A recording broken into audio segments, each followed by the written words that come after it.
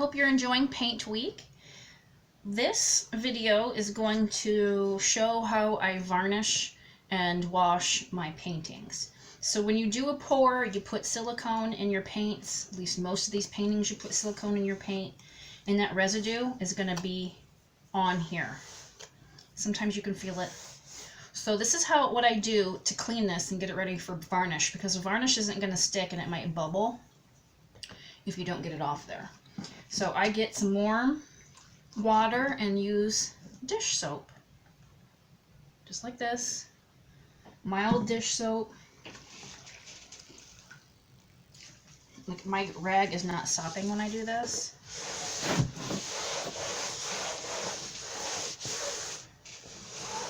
By the way, this painting has dried for over a week.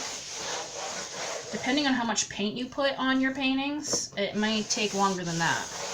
Some of my bigger ones, it's a couple of weeks, but I knew this one was completely dry, so don't forget the edges, because that paint goes over the edge.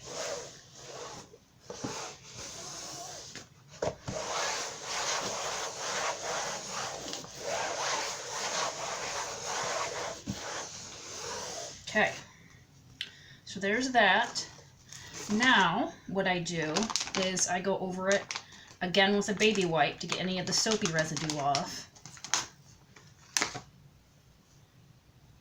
And any remaining oils.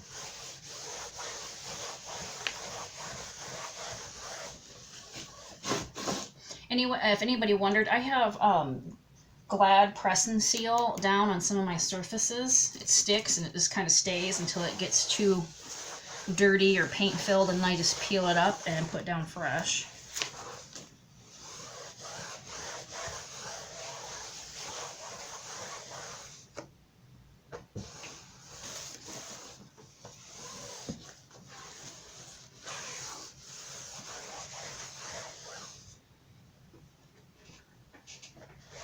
Okay, so we got that pretty well cleaned. Sometimes you see some residue paint.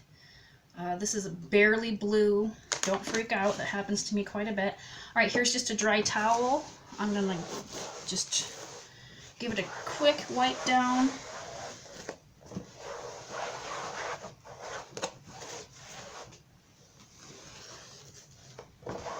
Like so. So I'm going to actually let this dry. Even though I towel dried it, it's still kind of damp. So I'm going to let this guy dry for probably for a couple of hours. Okay, these guys are dry.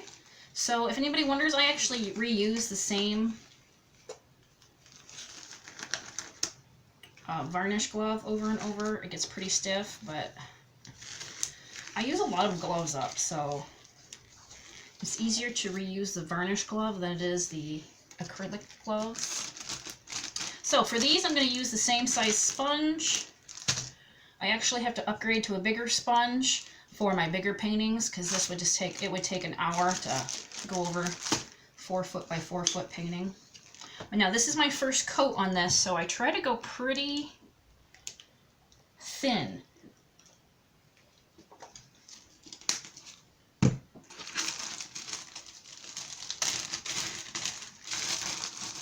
I do my best to work in small layers with my varnish, because you don't want it to bubble up, look funny, get spots, get cloudy. All kinds of strange shit can happen to your varnish, believe me. So I work in small, thin layers, because you can just add another one. Just keep adding till it looks as glossy as you want it to be. So really, I almost added too much to this. I can see it pulling up. It's going to be hard to smear it out. Smooth it, not smear it.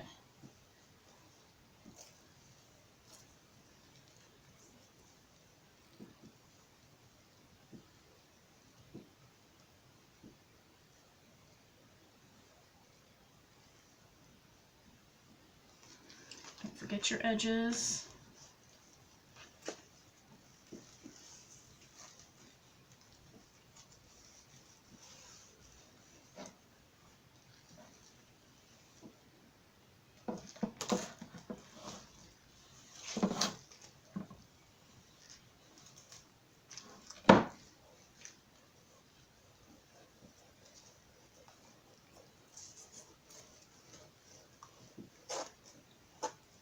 Okay, that looks pretty good. I'm not so fussy the more I put on here. With the first layer, I try to smooth out as much as I can.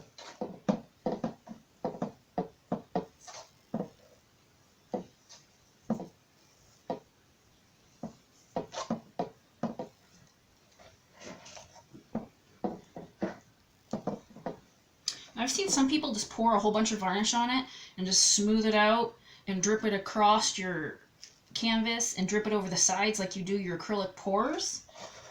I don't have any luck with that. It just looks like shit. So I like the light layer technique.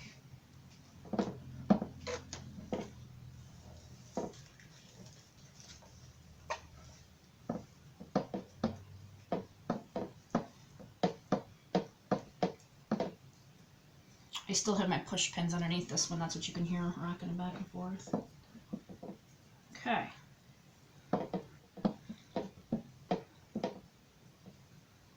Right, that looks pretty even, so I put my sponge back in my baggie here.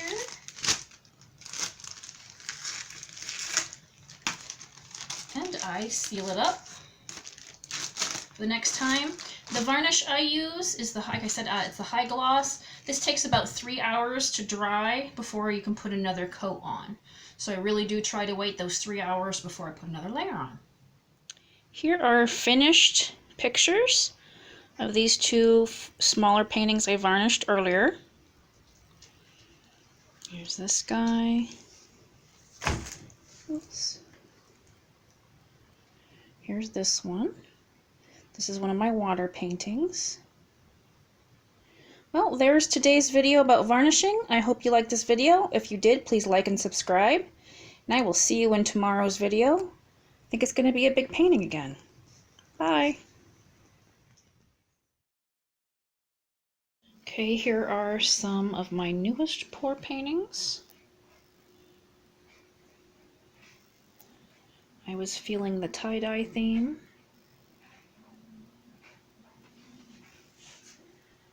I really like that one. That one might be my favorite. This one over here is Jason's favorite.